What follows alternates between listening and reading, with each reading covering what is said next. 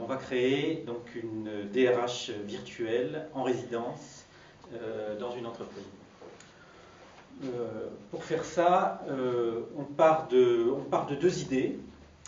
La première idée, c'est que l'objectif est de rétablir la DRH comme dans son rôle de gardien des ressources et pas seulement dans un rôle d'instrument subordonné au management ou à la direction financière. Et la deuxième idée, c'est que l'entreprise n'est pas une organisation fermée, c'est une organisation ouverte. Donc il faut que la fonction de gestion des ressources humaines imagine comment s'adapter au fonctionnement ouvert de l'entreprise. Alors pour créer cette DRH virtuelle, on propose de commencer par faire l'exercice en salle, avec une équipe de RH d'une entreprise qui sera volontaire pour le faire. Et l'exercice pourrait consister en trois choses, qui pourraient être les trois phases de la résidence.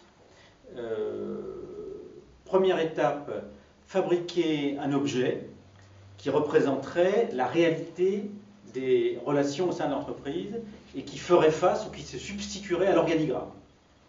Donc faire en face de l'organigramme à deux dimensions et abstrait, fabriquer un objet qui serait multidimensionnel et qui essaierait de donner à voir la complexité des relations dans l'entreprise. Deuxième étape, faire un exercice pour expliciter le contrat implicite de l'entreprise. Et troisième étape, imaginer des indicateurs de performance globale correspondant au métier et à l'activité de l'entreprise et mettre l'accent sur les indicateurs permettant d'évaluer la performance des collectifs et pas seulement des individus.